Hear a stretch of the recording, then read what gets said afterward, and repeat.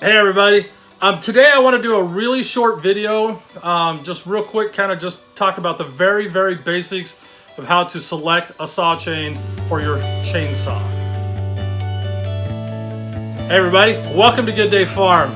My name is Travis and today we're going to do a really brief, basic, I guess introduction, if you will, explanation of saw chain or chainsaw chain for your power saw.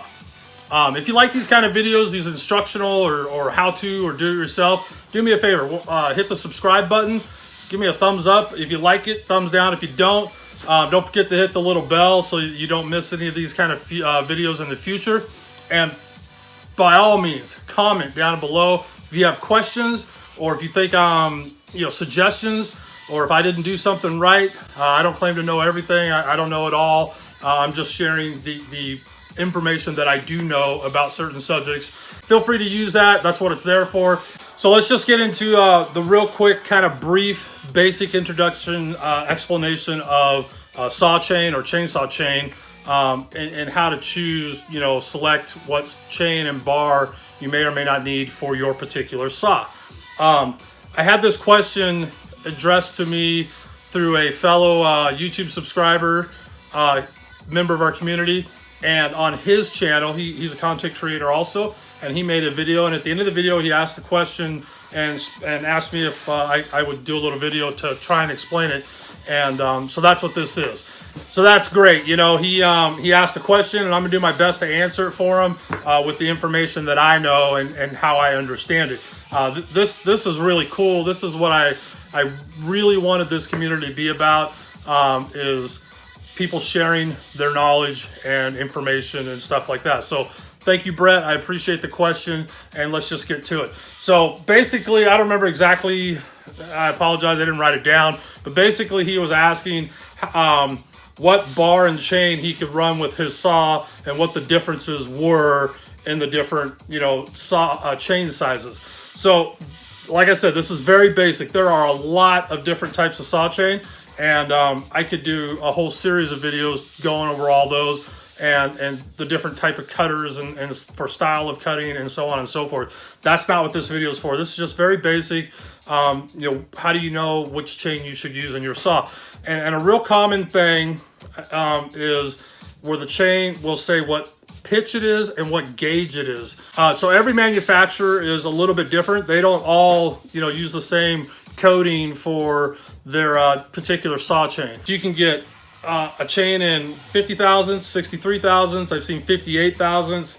I'm sure there's others. Those are the ones that I know off the top of my head. Also pitches, all kinds of pitches. You can get quarter inch pitch, excuse me. 0.325, 3/8, 404, half inch, 3/4. Those are getting out of power saws. 404 is pretty much the biggest you'll see on a power saw anymore. Some of the older saws I think ran bigger, but not anymore. So what does all that mean? And typically as you go up in pitch size, a lot of times the gauge will get bigger also. And so what that means to you is it's basically, from the way I understand it, it's about strength of chain. So the bigger saws with a lot of torque or a lot of power doing really heavy workloads tend to run the bigger, not only pitch, but bigger gauge chains because they're stronger. They'll handle the power of that saw and the work that you're expecting it to do. But that also means they're heavier chains. So if you try to put that chain on a smaller size saw, smaller CC, smaller power, it would have a harder time using that same chain in a different pitch and gauge because it's heavier. So there's more drag and it's just, harder to go, for it to spin it around. And so that's kind of your guideline. When all else fails, look at the manufacturer's suggestion. That's a great baseline to go off of.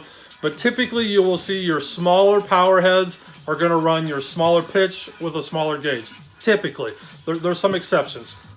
So that's kind of your guideline. I would start with your power head suggestion from your manual. And then, you can toy with that a little bit. Some people like to take, especially on like the 290 series saws, 291s, 029, 029 Supers, whatever that class of saw. which don't quote me here, but I think is around 50 cc's or you know, like 54 or something like that.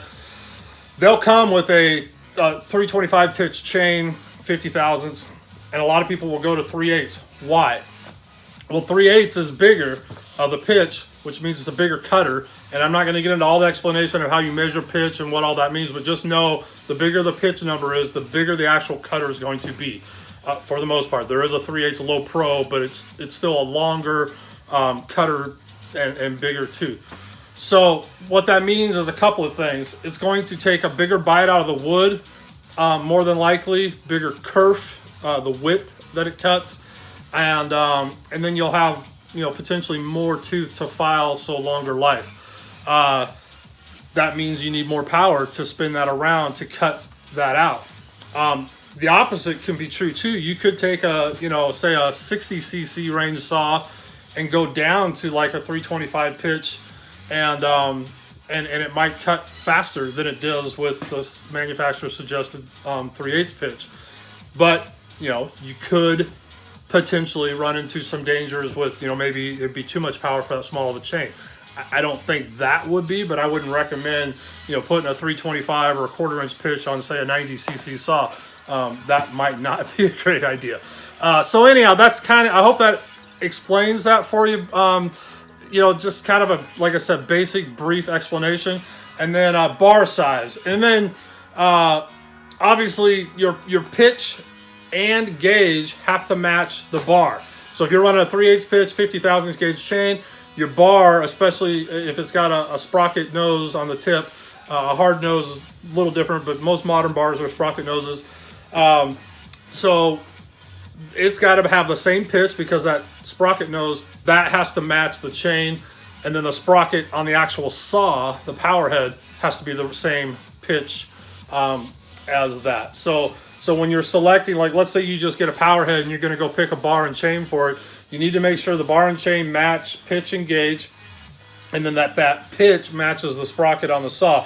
Now the saw sprocket only needs pitch. It doesn't care about gauge, so you just have to get the right pitch for that, and they all have to match.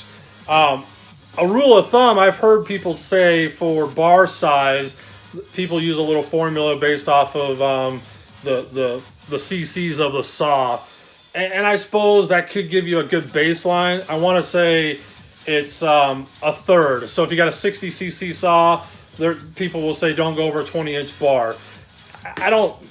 That's not a hard, fast rule in my book. I ran a steel MS362 with a 28-inch bar all day long, never had a problem. So that's not an exact science, but it's a good guideline, good base. Again, check your owner's manual or Google it, you know, look online and see what the manufacturer suggests. But for me, since I have multiple bars and multiple power heads, if I'm putting a bigger bar on my saw that I've never ran before, what I'll check is how well is it oiling the chain. Am I still getting oil flinging off the end of that bar? That means then the saw can handle it as far as that part goes. Because if you're getting dry out at the end, you're going to burn up your bar and chain. Now, maybe the saw has got a really good oiler and it's throwing oil, but it still may not have the power to actually get in a cut with that. So that's what you have to think about. You know, it's all preference, but, you know, again, owner's manual is your best guideline. Hope that answers your question. And if you have any other questions, feel free to ask me. That was fun. I'm sorry I don't have a better explanation, I guess. I don't know if that covered it. Hope that gets you started. If you have any more questions, feel free to ask. It goes for anybody. And if anybody has any more suggestions for these types of videos, let me know down in the comments, and I'll do what I can do. Other than that, everybody have a great day. Be safe out there, and we'll see you again real soon. Thanks a lot now. Bye.